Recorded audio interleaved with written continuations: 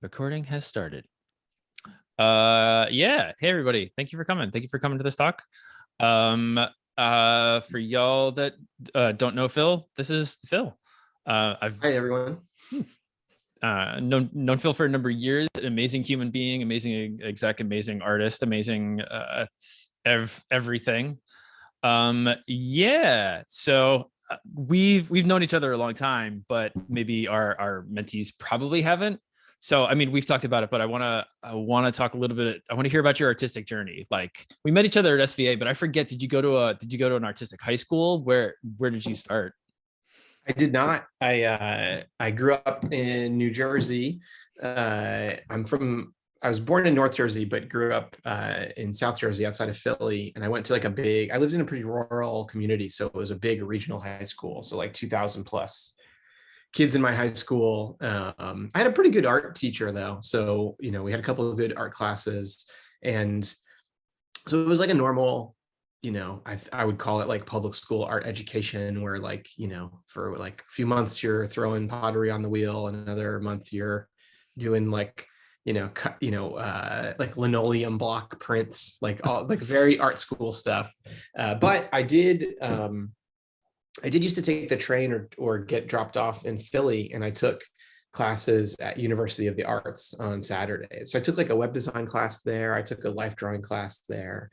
And then at some point in high school, I discovered, my mom actually found it, I think in like the local newspaper, there was an animation class. So I went to, it was called the Animation Arts School, and it was in, I think, Cherry Hill, New Jersey. And it was run by this guy, it was founded by this guy named Ron Kaufman, and he was a producer.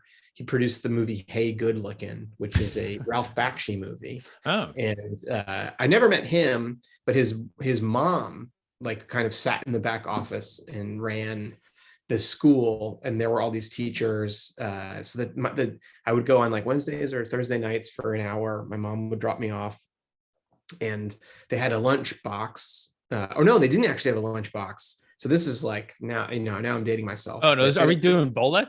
It wasn't Bolex. They had a Lionel Lamb machine, so a VHS frame by frame recorder. So they had a down shooter and a frame by frame recorder, so I could draw. And we did the bouncing ball, we did all this kind of simple stuff. And my teacher was this guy named Brooks Statler, who I think he studied experimental animation at CalArts.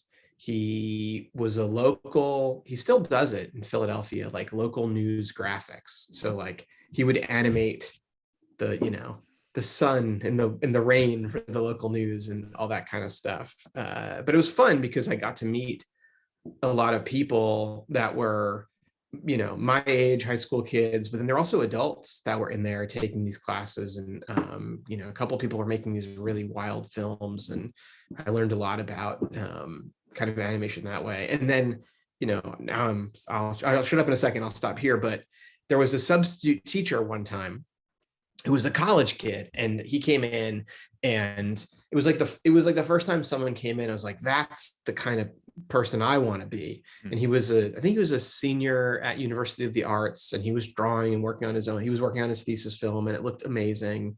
And it was Ciro Neely, and Ciro ended up doing the 2012 Ninja Turtle series. He's an incredible cartoonist, but I knew Ciro when I was a kid.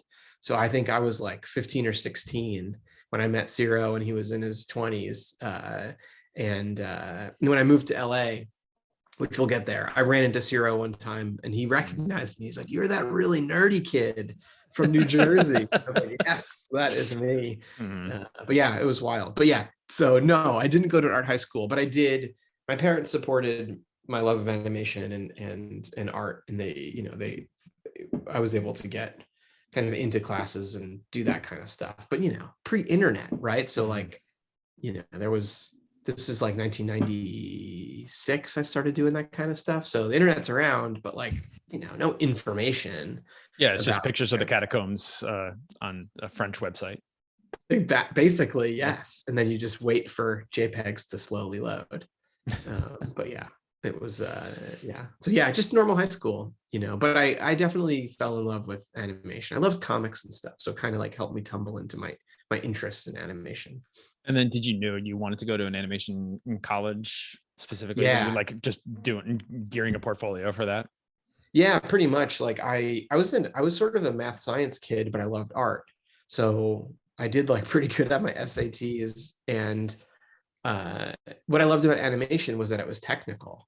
There was something about the technical aspect of like tricking a medium to exist, like creating motion through generating images and thinking about how you can do that. There was like a technical part that I loved.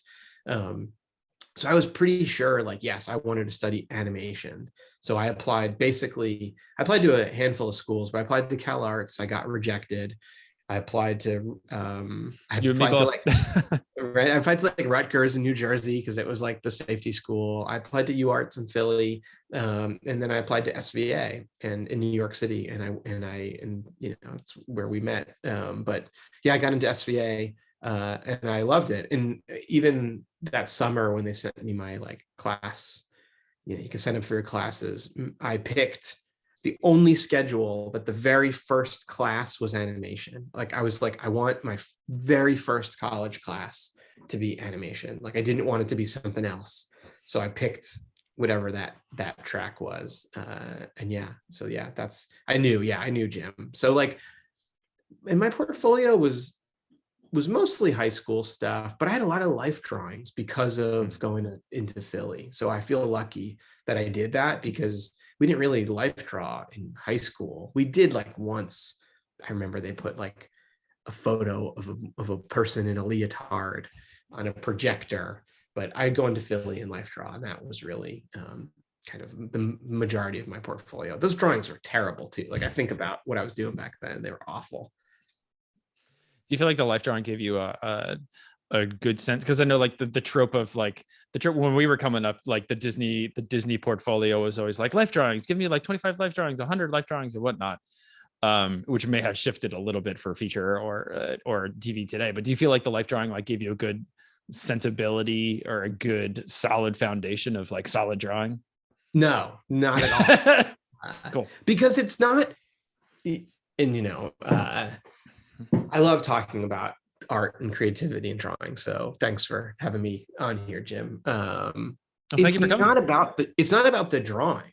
It's always about what you're thinking about when you're drawing and what is it that you're executing in your drawing. So it's like, no, the kind of stuff I was doing at UArts was fine, but like there was one teacher that was having us do this thing where she would make us map out some symmetries in a form. So we would draw straight lines. So I would draw a straight line between a shoulder to a shoulder, an elbow to an elbow. And it would be it would kind of look like, almost like if you took a person and like wrapped them in thread, but without like really thinking about the shapes and the forms themselves. It was like I was making art. I was like making these things that were almost these abstractions, and it was interesting and it was fun, and it was sort of like it could reveal interesting things to me, but maybe it helped train my eye a little bit, but like the actual drawings themselves were kind of useless. So yeah, but I was doing it right, like, and I was making these mistakes and moving my wrist and like training my eye to start to like interpret what I was seeing and transfer that to something else, which I think is like a huge part of art, is like, how do you get what you see into your brain to the page or to the screen? It's really hard to do that. So I guess it gave me a little bit of a heads up there, but definitely didn't help me in terms of structural drawing. So how did you feel like, how did you start training yourself? Or first of all, like, how did you identify that like solid drawing was a thing that needed to be done for animation? And how did you start picking up the eye for all of that? Yeah. So I didn't realize it until after college. I loved animating. So like when at SvA, I felt like I could life draw. Jim and I came from like kind of the same school of life drawing, which was largely almost expressionistic. There's like a journey and a struggle in the drawing, and you're trying to capture something, how something feels almost more than how it looks. And that was great because again, I was training myself to the translation process of what is happening with this form to what's here. But like I wasn't a good cartoonist at the time. Like so when it came to designing characters and this kind of stuff, I was not that good at it. Like I couldn't invent cartoon characters. The ones that I invented kind of looked generic or just not good. They just weren't appealing, and it just wasn't my strength, but I could move them around. And I think this was something that it maybe started with the fact that I wasn't afraid to do a lot of drawings. So like if I was animating something, I would just really dive in and try to make a character move in space, turn around, do whatever. And I couldn't, at the time, I don't think I could do a drawing that was solid, but I could make something through a sequence of drawings solid. So I could make the illusion of solidity by using multiple drawings versus one single drawing. Because in animation, the truth is the single drawing can be kind of flat, but if you can make it move in space through a sequence, you can create an illusion of form. The ultimate is if you can have both of those things working in concert. So I couldn't do that, but I could move something to make it look like it was moving in space. And then I worked while I was in college, so I was like working as an animator, doing stuff in Flash, and then I got a job at an indie game studio. But my first series job was on the Venture Brothers for Adult Swim. I was a season 1 character designer, and one of the things that I did right away was I realized like how much I didn't know. And there was this guy named Steven DiStefano who was a story artist on the show, and I'm a pretty outgoing extrovert in animation. I know it's not, it's like I'm going to jump around a little bit here, but like, I don't know any of you, but like you get good at this craft by being alone. And then all of a sudden you get into the workplace and you have to work on a team, and you didn't really like develop that part. It's like you spent all of this time insulated. Now I think it's a little bit better because of Discord, because of social media. You can kind of connect with people and you're interacting, but really your art was your own. But the minute you're working, you're on a team and you're part of a pipeline. You're part of an assembly line process.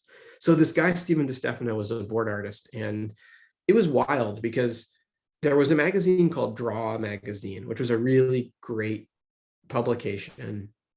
I think they only ever released like a dozen issues or something.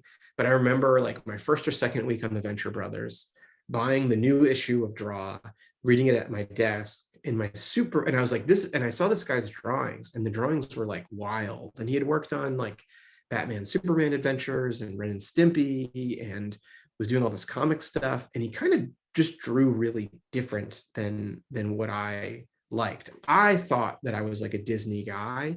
Like I wanted to draw Disney. I didn't think I ever really wanted to draw like cartoony.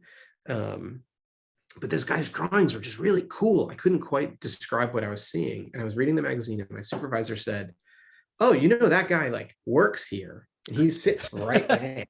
And I was like, "What?" And he's like, "Yeah, you should go talk to him." So I I literally stood up. I walked 25 feet, and all of a sudden the guy whose work that just blew my mind, I'm standing next to him talking to him, and I just was like, I think this is awesome. He's like, "Oh, thanks." And he didn't say too much to me about it, and I was like, "Oh, okay." And I sat back down and I was like, "All right, well, that guy works here." And then I can't remember it all, but I was designing the Busy Bee on the Venture Brothers, and this is like the Mickey Mouse of that universe. And it's a bee, and it's like a classic a classic kind of cartoon shape bee, and I'm working on it. And I was like, this is the moment that I can go talk to that guy, because that guy knows how to cartoon really well, and I don't know how to do this. And I walked up to him and I said, hey, I'm designing the Busy Bee. And he's like, oh, cool. And I was like, I'm trying to make it look like a classic Mickey. And he said, okay. And I said, can you help me? And he was like, sure. Do you want it to be a Floyd Gottfredson Mickey? Are you looking for more like Freddie Moore Mickey? Or are you thinking more like later, more modern, like something that feels a little more modern? Mm-hmm. And I, no joke, I just said, can I buy you a beer and just talk about this stuff? And he's like, yeah, sure. So we became friends, and he really blew my mind. And so, this is the longest story ever to get to the structural drawing part. So what I did was I did a bunch of sketches of this bee character, and he did drawovers for me. I brought a couple other portfolio pages, and he did drawovers. And it was the first time I ever saw somebody draw on top of my drawings. That never happened at SfA. No teacher ever took my work and said, what if you did this, And it was like magic watching this guy take what I thought was like an okay drawing and kind of put the lines in the right spot. Or he was seeing something that you necessarily couldn't see it. I had in my eyes, I didn't see it yet. And then all of a sudden he like unlocked something for me. And I just said, what do I have to look at? And he was like, here's a bunch of artists that I think that you should look at and study. And it was like Harvey Kurtzman and Alex Toth and, it was sort of classic cartoonists. Who else did he put on that list? The Hernandez brothers, maybe, or Jaime Hernandez. But he kind of put this group of artists on the list. And some of them I knew, but some of them I didn't know. And I just dug in and I really started doing the research. But when he did that draw over for me, and again, like, you can kind of do this digitally, but I was at a bar. He was putting Post-it notes down on my drawings. He would make an adjustment and then he would flip the Post-it note back and forth. And I could just see my flat drawing. It was like my flat drawings like would all of a sudden pop out of the page because he was making them work. It was incredible. So that's when I realized it. And I think he said to me, if you can learn how to draw with structure, you can draw anything. He's like, because he's like, this is the foundation. This is the building block. This is the key to everything you need to do. Like style, all these other things. Like if you can figure out volumes, you're solid. You're good to go. It's a base understanding of how everything works. Yeah. Yep. And then you can learn how to, it's basically the key superpower to have, and then learn how to control it. And then you can kind of do anything and everything from there, which is, maybe a little bit of an overstatement, but but it's true. And, I don't know, I'm sure everyone in the room has experienced some of this, is like, when you learn something, all of a sudden you can see it. And then once you can see it, you can't unsee it. So it unlocked volumes. I couldn't quite do it yet, but I could identify it. And then it ruined all of my old drawings, or it ruined tons of art that I liked, because all of a sudden I was noticing when people were trying to draw with volumes, but they were failing or they weren't getting it right. Tangents, this is I'm sure you've had people talk about tangents maybe, or people have probably heard about tangents in 2D art or in anything. Before you understand the concept of the tangent, you don't notice them. And then you learn about tangents and then you are haunted by them. They just show up everywhere all the time and they drive you crazy. So it's one of those odd things. So that's sort of when kind of volumetric drawing unlocked for me. So it was the drawovers you said, but did you also take any exercises on your own and try to replicate what he was doing for you with the drawovers? Yeah. So yeah, absolutely. I tried to think about stuff a lot more. I did like, I would pull out drawings that I loved and do some copies. Like I remember pulling out like Mulan and copying drawings of Mulan. Bacchus from Mhm. Fantasia is like one of my favorite like volumetric designs, and I would kind of do drawings of Bacchus from Fantasia, and just practice it and just look at it and try to figure it out. And actually, he told me that one of the things that they did on Ren and Stimpy was like freeze frame classic cartooning, and then everyone would just do studies off of it. And you throw out those drawings there, it's weightlifting, it's you're at the gym, it's like you're putting in the work to get stronger. So yeah, I did that kind of stuff, Jim. Like I would practice that stuff. But for me, it was always about my eye more than my wrist. Is like when I really could see it Mm. was the most important part. I would look for it in drawings, and kind of take a moment to analyze, like, why does this feel more volumetric than this, or why is this choice being made here and there? Because that was the key for me. But yeah, the other stuff too is like I learned, there's an amazing character designer that I worked with on Venture. His name's Chris George, and Chris was the first person I ever saw flip a drawing and like hold it up to, he didn't hold it to the light, but he turned his light box on. He flipped the drawing over and turned his light box on. And now in Photoshop you can just do it with like a shortcut key or whatever you're drawing in. But I was like, what are you doing? He's like, oh, I'm checking my volumes. And I was like, what does that even mean? What? Yeah, and like, why are you flipping it? And either he told me this or Steven told me this. Again, this was a while ago now, but like they were like, oh, when you draw, you sort of have a favored side. You like, most people have a dominant eye. You have a dominant, hand that you draw with. Like most people's drawings lean. And when you flip it, you're looking at a mirror image and you're seeing the drawing for the first time. So like it doesn't carry your intention. It's like kind of an alternate universe of your drawing. And when you flip a drawing and all of a sudden it looks wrong, your brain breaks. And it's like, well, this is exactly the same drawing. Why does it look wrong all of a sudden? And then Chris would do his touch-ups on the reverse and then flip it back over and make his corrections. So that was like a great skill to do, just to do that, to flop things back and forth and look for that inconsistency. It's so painful when you flip it, and it's like, what happened? I was so proud of this until I saw the mirror image. It was awful, but it's like a dagger to your heart. Like, oh, I thought this was good. I'm embarrassed now of myself. I'm glad I didn't show this to anybody. Yeah, I mean, sure, and like, and I will say, like, not every drawing needs to be perfect, and not every drawing I've ever done is perfect. And do I flip every single drawing? No, I don't. But like sometimes I do, and it's really, it's helpful. But yeah, so yeah, that's one of those things that I did. And then yeah, copying good drawings is tough, but you have to copy good drawings. And it's always hard to be like, well, what's a good drawing? How do you even know that? Like, who says what that is?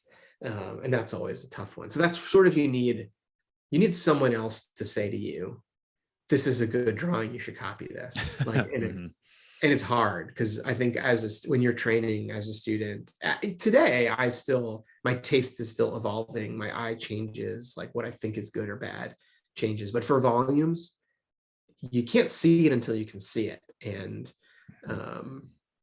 it's really important. I taught at CalArts for a long time, and there was like a phenomenon I'd see with some of my students, and I would tell it to some of them. Some of them were accidentally good. And people would be like, what are you talking about? I'd be like, I think people can't recognize the difference between their good work and their not so good work. And because their eye hasn't developed, they're doing something naturally. They're making the right choices, but they're not necessarily doing them consciously. They're doing them instinctively, but you need to be conscious of it, because then you can control it. If it's instinct and only instinct, it's hard to adjust. So you sort of have to be aware of it and kind of hone in that superpower. So I would take a student's work, and I would like have them lay out all of their own work, and I'd be like, which of the, and I would be like, oh, pull out these 3 drawings, but let's put them on a table. And I'd be like, which one of these has good volumes? Or I might even be shittier and be like, which one of these is the good drawing? And they couldn't tell, they wouldn't know. And then I would be like, this is the one I think is the good drawing, and here's why I think it's a good drawing. And volumes would be one of the components of what I was looking for. But yeah, it's always interesting to see. It's hard to see in your own work. So flipping it, you can kind of start seeing that a little bit more. Yeah. Are there any other if there's if we were studying the human body, like we take an X-ray and start learning about the bones, are there any good resources out there for like showing you what the X-ray of the skeleton would be, or of how things actually work, or starting to show you like this is how this works? I mean, like everybody mentions your Adventure Time Bible for how to draw Adventure Time. Which is very nice that people mention that Bible. It was the first time I ever had to make one of those things, and it was really fun. And it was also like important to do because I was trying to like deconstruct Penn's work and retain what's so special about it, but also make it understandable for a crew of people and a Korean animation studio. And the wild thing about it, and now like it's, I don't know, I made that thing 15 years ago or something, like and then Frederator immediately posted it on the web. Yeah, but what was wild was like we were drawing like aliens. Like I couldn't get people to draw like that, because what was like popular and being taught was either Disney or like Milt Kahl, I should say. I don't want to say Disney because Disney is broad. Milt Kahl, or this like 1950s Cartoon Network interpretation. So like the Dexter's Lab, Powerpuff, Samurai Jackie kind of thing. So you were either, or Bruce Timm. So you were like doing like I don't say UPA style because also UPA means a lot in my brain, and I could talk about like Rudy Toot Toot and say like it's the most volumetric thing ever. When people think UPA style, they think flat, but UPA is not flat. So that's for another lecture. That's for the Ed Benedict lecture. Yeah. But basically straight versus curve shapes or Disney volumes. And that's all people were really doing. And we were trying to do something that was, honestly, like more inspired by certain things happening in like Korean comics. Penn was doing something very natural to himself. So I built that guide because we wanted people to draw in a certain way that's not what was popular or what people were doing. And I remember after like season 1 or season 2 came out and like people really kind of took it, and all of a sudden like, people's DeviantArts looked really different. Pre-Tumblr days, like, or maybe early days of Tumblr, people started being influenced by the work that we did on Gravity. And like Pat McHale and I were looking at a drawing, and Pat was like, the weirdest thing is I see drawings that he goes, I think I did them, or I think you did them, Phil. He's like, but these are just other people, like other like fans of what we did have done this. I was like, yeah, Pat, like people are drawing in the way that we couldn't get people to draw. Now like young people are inspired by it and are building on it. And it was like the best and worst thing because it's exciting, but yeah, people were like, there was like I read a whole thing about how I ruined animation because of the shows I worked on and the styles that I sort of helped kind of make popular or whatever. But yeah, so like, what are the good ones? Everyone has heard the Preston Blair book is really incredible. It's just good, solid drawings. I love like any kind of like Freddie Moore model sheet. So like when Freddie Moore was doing the dwarves, or like Pinocchio, like those classic volumetric places are a great place to start. It's like learning your scales when you're learning an instrument. Bacchus, like I said, you can find a great model sheet of that character. Unlike currently, like people doing stuff was Alex Kerwan did an amazing Looney Tunes breakdown of like, I think it's Kerwan and Jim Soper did this thing for the new Looney Tunes show. And there's like these Bugs Bunny how to draw guides and Daffy Duck how to draw guides that are like master classes, like free on Instagram, like go download these things. Like Bugs Bunny, hands down, one of the hardest characters to draw ever. So like start trying to draw Bugs Bunny. Like, and again, you don't have to like, my anecdotes are rusty, but like you practice other people's music before you write your own. And this is the part in animation that I think people forget, is like, there is a base craft and skill to it. Practice other people's designs, practice not just, and don't just like, don't look at them and then you pose them however you want to. Like, no, like look at that drawing and copy it, but don't just copy it from like an external line point of view. Like deconstruct it, try to figure out the volumes, try to figure out what they're doing, like really analyze it, and then throw that shit out, like, but like just delete that layer. Like it's just about practice, and then you can take a character for a spin and do that kind of stuff. I got lucky and I became friends with that guy, DeStefano, and he started kind of training me on the side. And he did Popeye licensing art for years. So he sort of famously was one of the handful of people who kind of do the 1930s style. He was on the Cuphead. He on the Cuphead series. He was one of the early character designers on it and stuff. But he hired me to do rough pencils for him on some Popeye work. So I was like looking at Steven's drawings of Popeye and Fleischer Popeye model sheets and Popeye cartoons and trying to do stuff. Then he would kind of fix them for me. But great stuff to look at, that rubber hose stuff. But the Fleischer Popeye stuff more than most things. Yeah, you feel like a lot of that stuff like is maybe the simpler version of what like Preston Blair did later. Say that again, Jim. Do you think like, I don't know, do you think the rubber hose stuff and all the Fleischer cartoons from the and especially like Felix, like yeah. I personally kind of feel like that it's extremely helpful, even though they don't necessarily ping with an audience today, but they're extremely helpful because they're nothing but construction.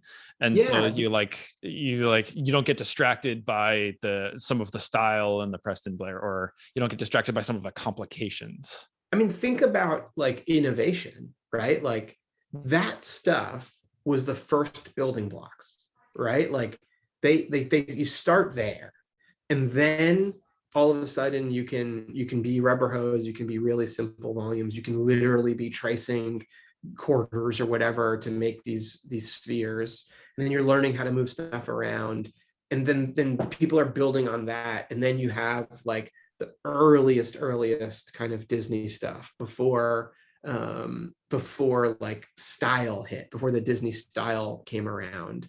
And again, like, this is like, you're talking about Snow White, you're talking about the Merry Melodies, like you're looking at the stuff. There's an amazing character designer. Oh, his name's Ferdinand Horvath, who was like one of my favorites, really early Disney guy. But super rubbery, fun, cartoony things. But like, again, these guys are setting up the foundation, and then you get Ken Anderson's and your people who can kind of draw that way, and then you get a Milt Call, and Milt all of a sudden is learning all the solid foundational kind of volume stuff, and then Milt's going, and now I am gonna impose some design rules. I'm gonna impose some aesthetic that's influenced by modern art, by UPA, by Picasso, by what artists are doing in the world, but I'm gonna build it on top of these foundational drawings. So yeah, it's no surprise to me that like aesthetics go that way. It's, and I know like it's with Arcane, right? Like everyone loves Arcane. everyone loves what Alberto Mielgo's doing with CG. Like it's all about innovation. It's all about taking a medium and pushing it forward. And I'm speaking like very poetically now about this stuff. Even like David O'Reilly, right? Like what David was doing with Octocat a million years ago and where he is today. They're like, it's like people are innovating and building on all of this stuff. But I could talk for hours about this stuff. Yeah, Octocat is a great deconstruction of what a YouTube video actually is, and yeah, it's cool. Amazing, and it's really of its time and incredible. But like, I guess the thing that I want to say is that like, there's the art form, and how do we innovate inside of a medium and grow it, and then there's the business, and the business doesn't always want the innovation because audiences don't always want the innovation. It's us creatives, it's us artists that are constantly got to push for more and more and more, but audiences are slower, and I'm not an art historian, but like the Impressionists were panned in France, right? Like what we think of now is like some of the most, the Monets and the Van Goghs and these guys like were panned, the Renoirs. Like people didn't like that stuff when it came out because it wasn't what art was supposed to look like, and because they were innovating. And then all of a sudden it sort of cracks through somehow. So and this is, I think, one of the like shitty parts of being a creative person and being an artist is like you will drive for more often or want to push things, but sometimes the job, the industry doesn't want that. So there's this conflict between wanting to grow, wanting to push the medium, wanting to go places, but like the job might actually be asking, I wouldn't say less of you, but like not necessarily wanting you to push that far. And you find those little victories and wins inside of it. But okay, I'm down a crazy. Yeah, they're asking like pull it back. But like all that good stuff, like you like the Van Goghs and all the expressionists, like that stuff wasn't just expressionist for expressionist sake. It was taking like a base understanding of the world and of how paint works, like how the actual physical object and the liquidity of the oils, like how all that stuff operates and how the world operates, and using it to be expressionist in a specific way. But it goes back to like that base understanding of the core principles. It's like in animation, same thing. Like it goes back to understanding what construction is, understanding design. And I think like, why am I making this? Why do I need to express this? And like, when I think about the Impressionists and kind of turn of the century Europe, like the camera was invented. So like all of a sudden, what was art was photorealism. All of a sudden, an actual camera could do that. So there were these artists that were just like, well, now what? What is the human thing? What is it that I want to say? How do I, how can I capture something differently that maybe a camera can't capture? And right, so CG has been going through this, like with realism, right? Like it's amazing. I'm a huge nerd. I was pretty hardcore. I only wanted to ever draw, but I've come to appreciate CG a lot more. But the pursuit of realism is fascinating. And then they kind of sort of, now it like can happen with expensive renders. Now you see the pursuit of realism in real time, which is amazing to see what's happening in game engines and that kind of technology. And then it's like, where's it going to go from there? And I think like, I still think CG is like early in its journey of innovation. And I would, this AI stuff that's happening, this AI art thing that's happening right now is like incredible.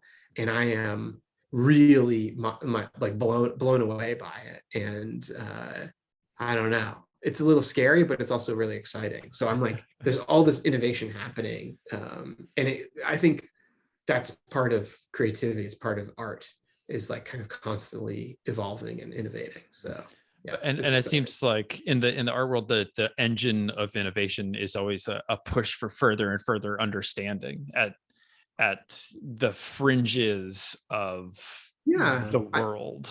I think so. And I think that's the creative process, the creative journey. And then even in the art world, it's commercial. So like you're always going to have this opposing force, which is like, what are people buying? What are the thing? What do I have to make that will keep food on my table?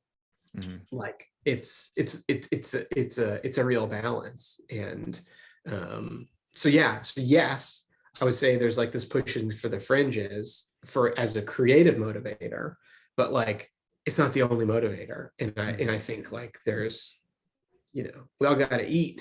We picked. We're not just artists; we're commercial artists, and I think even fine artists are often commercial artists, because if you're making a living off of your art, then you have to have some conscious. You have to be thinking about commerce around your creativity, because it can't be wholly selfish, because you're going to sell your work. You have patrons, you've got people who want something of you. Yeah, even the Renaissance artists were constantly slightly worried about what their patrons wanted. And for the most part, it was, Christian art, or for a specific purpose, like depict the king as a regal person. And that's a commission. Yeah, I mean, right. The Medici family in Italy is like paying for all this stuff. It's wild. It's incredible.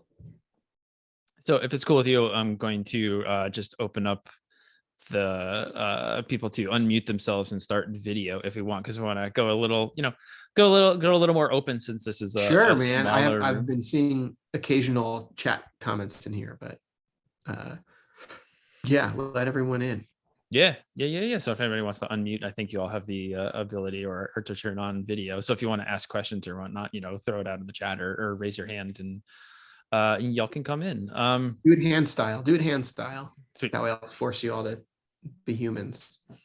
Let me make sure I got those permissions. Allow persons to chat, unmute themselves, start video. Yeah, cool.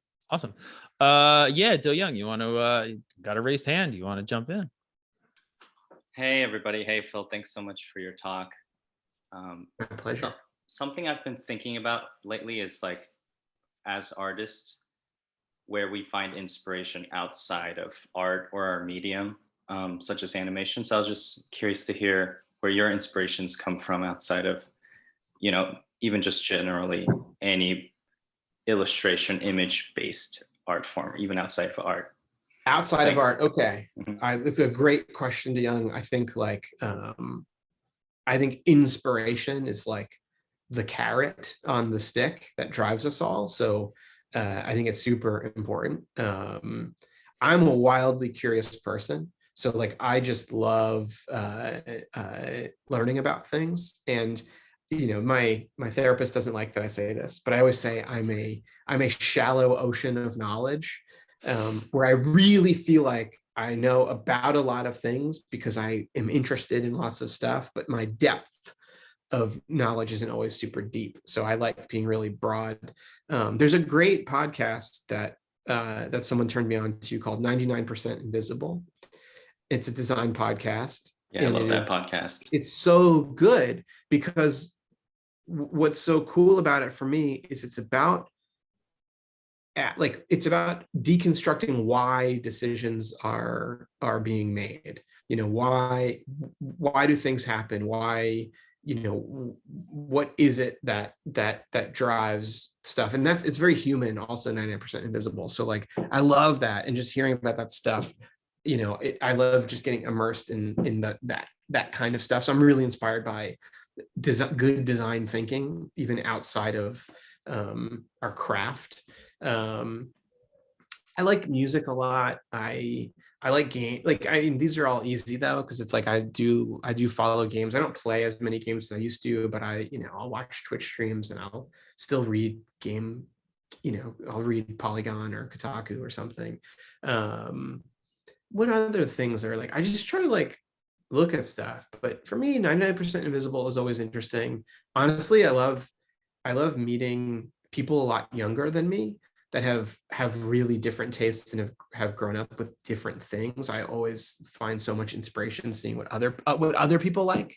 So like I ask a lot of people what are you into? Because I want to just see it. I want to discover things. There's always the like, I don't know. I like the crate digging. So crate digging is like a it's like a term that people use in like the people who collect vinyl records, because you like they're in crates and you're just looking like through tons and tons of stuff. Or like comics, it would be like going through bins and bins and bins of comics, just looking for something that's interesting. And I love doing that on Instagram. So like, for me, I'll like just go down these rabbit holes. Back in the old Blogger days, which most of you are probably like weren't even born yet when we were using Blogger, but like you could kind of click on other people are following. I think you can kind of do that on Instagram, or you can see people's likes, I think, on Instagram, some accounts. So like, like I just love digging and going down these holes and seeing stuff. And there's nothing like, I love when I follow someone on Instagram and I'm like, oh my God, they only have 300 followers. Like I like feel so, or like, or like I find it someone on Twitter that's like, oh my God, no, like no one's ever seen this artist before. And like, I'll have an instinct that's like, don't tell anybody. But then I'm like, what am I, crazy? Like this person is so good. People need to know about this person. So that's the kind of stuff that I do, DeYoung. That's like sort of where I go. Cool. Thanks so much. That was awesome. Cool. So how did you, if anybody else wants to jump in, like, please raise your hand and ask a question too. We'll open it up. So for a lot of our mentees are like working part-time jobs or full-time jobs and studying this at the same time, so it's a tough thing, because you are like and I remember being there, like just trying to survive and put food on the table, but also study this thing on the side. Do you have any tips for like managing that emotionally? Because that triggers like the survival stuff, like got to get a job so I can eat, and et cetera, et cetera. Like, do you have any tips for managing any of that?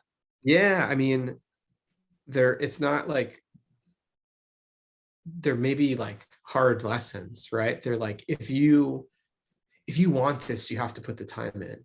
So like if you're working a 40-hour week outside of this industry, outside of this craft, but you want to be doing this, like you've got to put in, maybe not 40 hours on top of it, but like if you've grinded 120 hours on Elden Ring, like maybe I feel Jim, attacked. I know, Jim, you got a job, but like I'm thinking like, but Jim before he was working at Nickelodeon, a million years ago. Like I remember, I'm going to talk about you, Jim.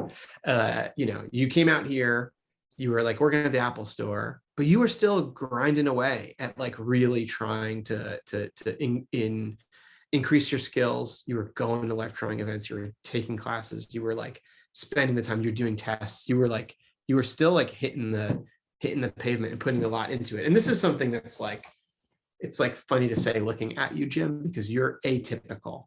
Like you are someone who's really good at creating a schedule for yourself, and you're a crazy person. And I'm sure your mentees know this about you already, but like the fact that you can wake up super early, exercise, do whatever, do your drawings, start a work day, do the stuff, like you really know how to schedule your time and reward yourself.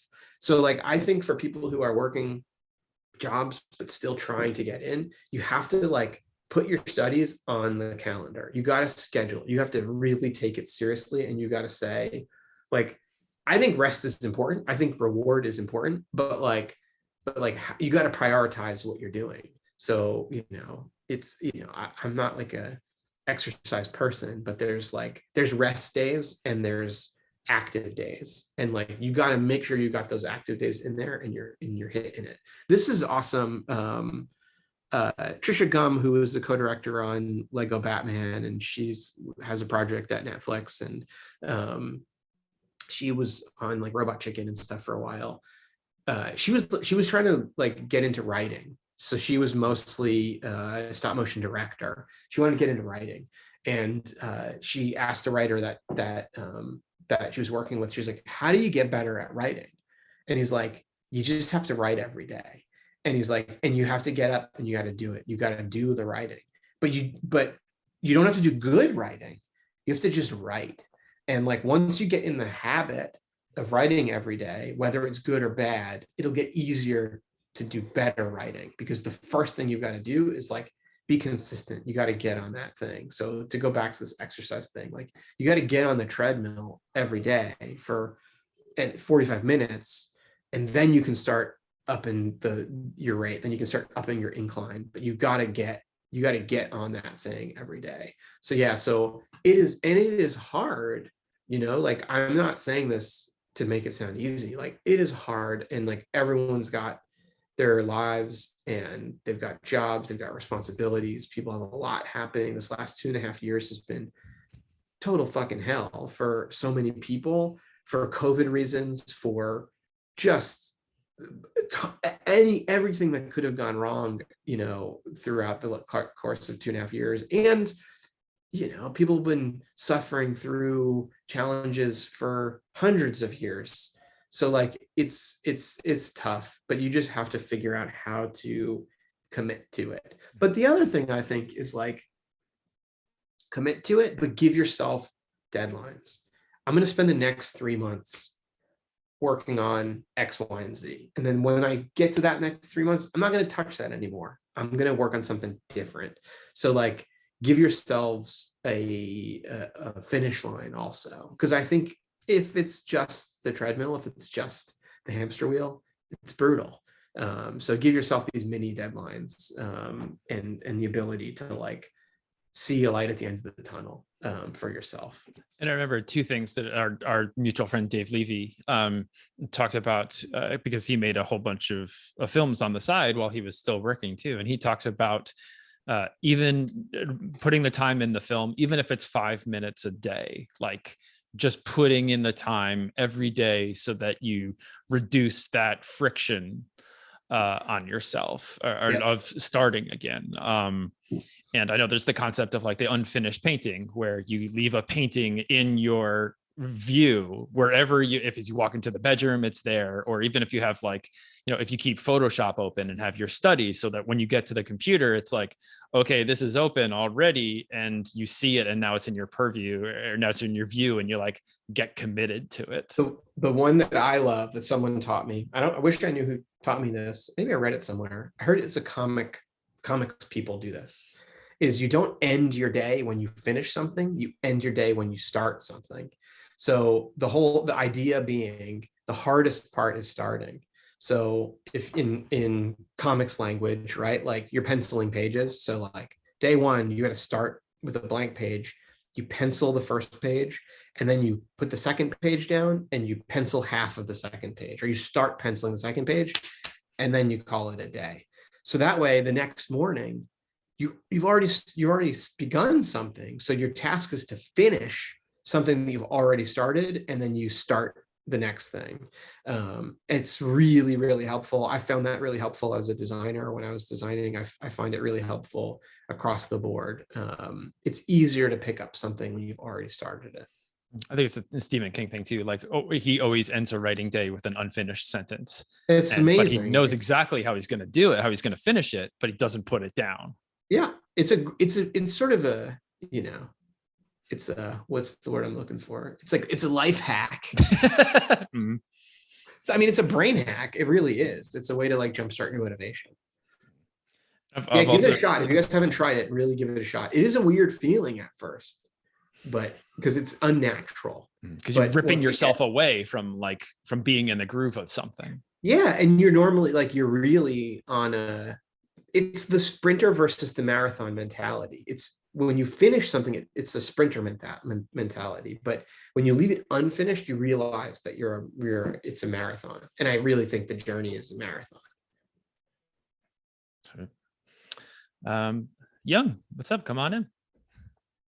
And then we'll go to Ricky. Hello. Hey, thanks for the talk. I want to ask you, you mentioned a lot about like the trendy styles of the decades. Like, there's the Disney style, the UPA style. And I noticed in TV animation, I think you were kind of like the start of like this new style, the 2010s. And you probably heard of like the misnomer Cal Art style, but Yeah. I really think it's a really unique and awesome style. And I think like with every generation, every decade, like we bring something new. And it's awesome that in an era like in the 2000s where Cartoon Network, for example, was very like stylized like a UPA show, Powerpuff Girls, Billy and Mandy, it was very strict lines and all that, bold lines. I thought it was cool.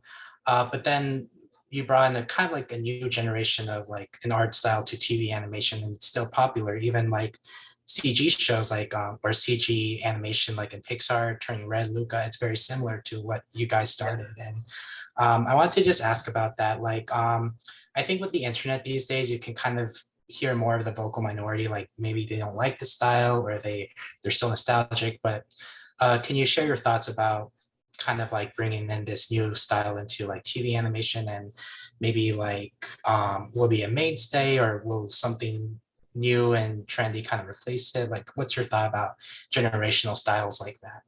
Yeah, I mean, like, great question. Thank you. Like, everything builds on everything, except it's non-linear.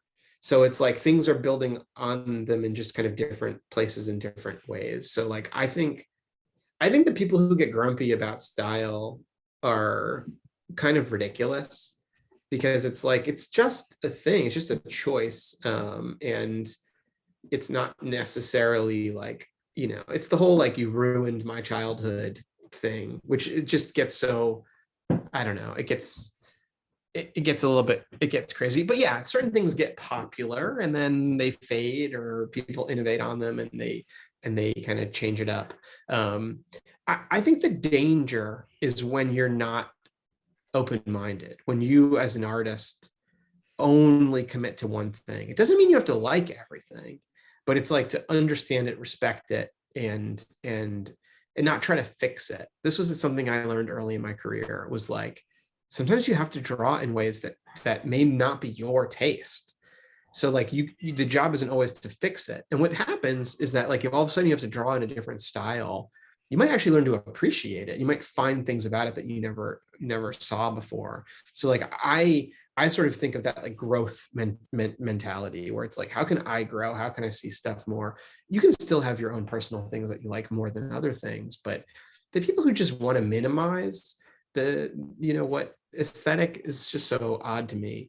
It is amazing to see when I saw Luca, I was like, and Enrico Casarosa is an amazing cartoonist. He sort of has a My Neighbor the Yamadas kind of style in his personal work. He was like a New York animation guy when Jim and I were in school, before he went out to Pixar.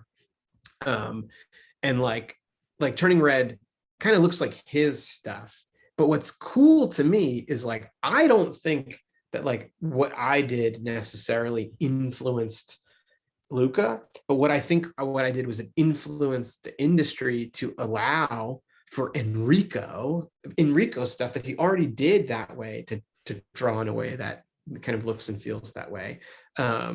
Same with Turning Red. Like, it feels super volumetric. It feels like what we were doing on Gravity Falls, which then became kind of, where Steven Universe landed, and kind of, a lot of modern, most of Disney television animation is sort of born out of what we did on Gravity. But like, what we did on Gravity was born out of The Simpsons, like it was like The Simpsons mixed with Alex Hirsch's natural drawing style. So I see a lot of that in Turning Red, and it's amazing, but it's also feels like manga, like it feels like it's opened manga up a lot. And the coolest thing for me about this is like Bill Pressing, who was like the story supervisor on Turning Red, is an incredible story artist, but he's also an amazing designer. And like, he's the person who showed me like Giant Robo.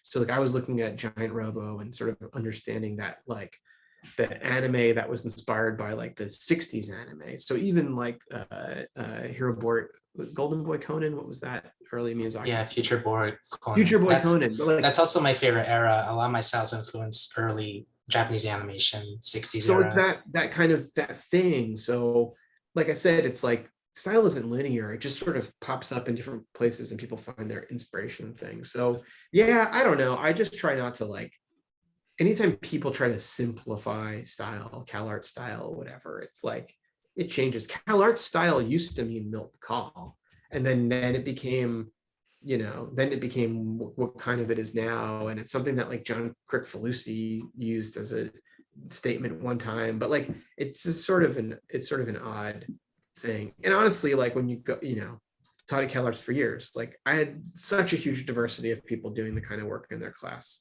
It wasn't like my students left my class drawing like me. But yeah, I don't know. It's people become obsessed with style because I think something that they can kind of grab onto, and you can kind of see it, and you can see these patterns, but I don't know. Yeah.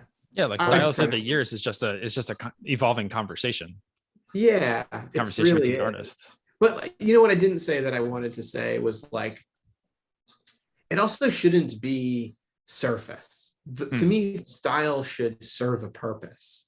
So like when I think about Adventure Time, yes, it was Penn and what Penn was doing, but like, we wanted to make a really dramatic series that could have huge, real highs and lows, real danger, real stakes, but we wanted it to look like bubblegum. We wanted it to look super, super bright and poppy and colorful and inviting. And it was sort of like, it wasn't to subvert the audience, but it was like, welcome to this world that is grass is green, the sky is blue most of the time. And then, we could do so much with it because we gave ourselves so much room to play. Finn is one of the most, has the out of any character I worked on, I think the most range of expression ever, because he's dot eyes and a line for a mouth. Like it wasn't a limitation, it was the ultimate lack of limitation. I could do anything with him because we didn't overcomplicate his design. Ricky, want to jump in? Sure. Hi, Phil. Hey, my name is Ricky. Thanks for all the stories and the insight. I'm an engineer and I'm pursuing storyboard. And I'm finding all of this really relevant and inspirational. So thank you for that. So my question is, speaking to like students, do you have any key things that you would recommend we focus on, or key things to get down first? I think clarity is really important.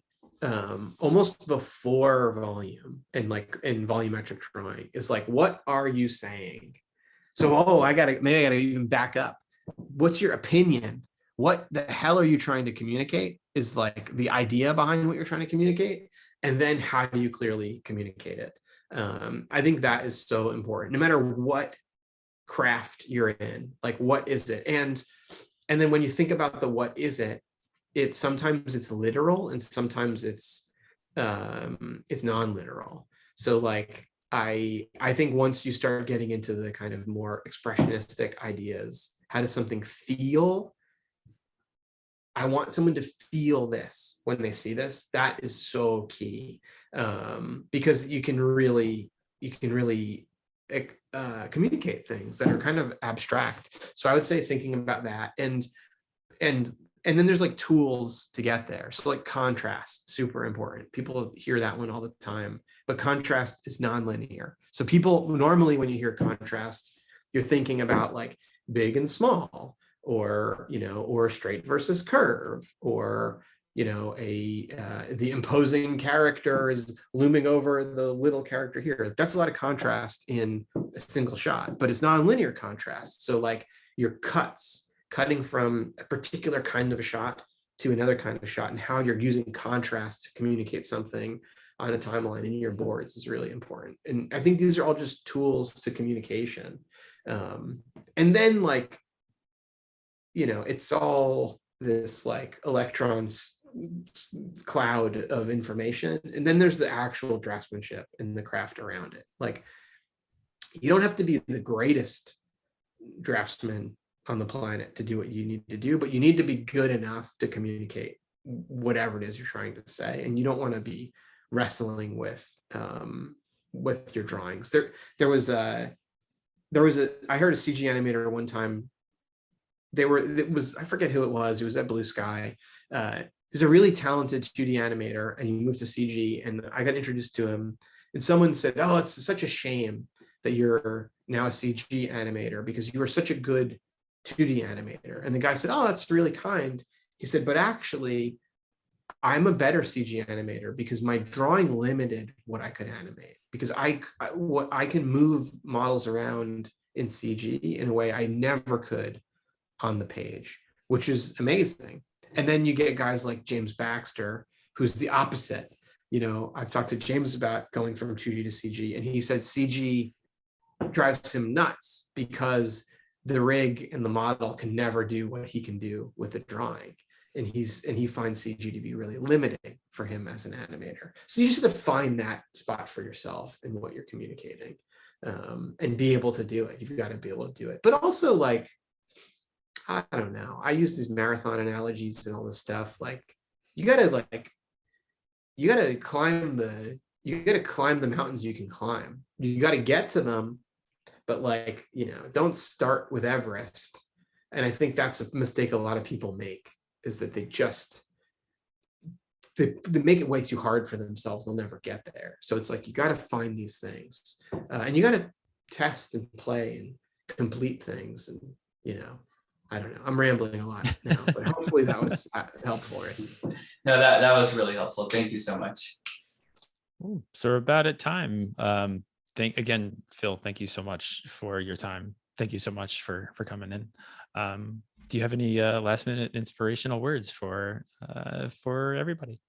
Oh man, listen to Jim. Most of the time, listen to Jim. But then think about what people are saying. And if you disagree, think about why you disagree. Think about stuff. What is inspirational stuff?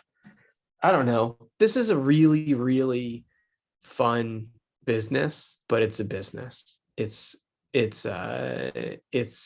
hard. It's exciting. It's all the stuff. It's all the feelings. The, like, everyone hears that thing, like, the, you know, whatever, like, you know, find the thing that you love and do that, and you'll never work a day in your life. My, like, asterisk is like, when you fall, like, things that you love can break your heart. So, like, just remember that. But it's totally worth it. And I'm not like I don't think that these kinds of skills are like unlearnable. I don't think that they're like that I would dare say, like, I really believe anybody can do this stuff if you really, really devote yourself to it and put the work in and put in the line mileage and the reps at whatever you're working on. I really think people can do it. And it's worth it. Yeah, I think it's totally worth it. And I guess the last thing I'll say is, like, develop your own voice, but also remember that not every job is going to require your voice. You have to work on a team with other people, and sometimes it's the creator's voice or the source materials voice or the assignment's voice. And those things aren't always the same thing. Sometimes you find jobs where you can line up perfectly and it's great, but a lot of times it's not that. But like you said, like, it's also fun to try and understand what that voice is and work through that voice and like, you can always find a bit of your voice inside of that as well. Yeah, and let other people's voices influence your voice. You know, like, I sometimes get so excited about, like, what am I going to take with me from this job versus, like, what am I going to put into it? Like, I'm more of it, like, I want to walk out of here with more arrows in my quiver than then like what are the things I can touch and influence? Like, I'm like, no, let it all change me. But not every artist is that way. I know some people who are opposite of that, but like, that's how I navigate it, at least. Well, thank you again so much for your time. Thank you. Thank you very much. This has been awesome. Yeah, the recording is going to be up later. And yeah, thank you so much. It's been a pleasure. And feel free to reach out to me on Instagram or Facebook or the other, whatever the places are. I'm always happy to connect with people and answer questions or whatever. So thanks, Jim. Thanks for having me. It's awesome that you do this. No, thank you. Thank you very much. And hope everybody has a great rest of their weekend. Bye-bye. Thank you, Phil. Bye, everybody. Bye-bye. Bye, everyone.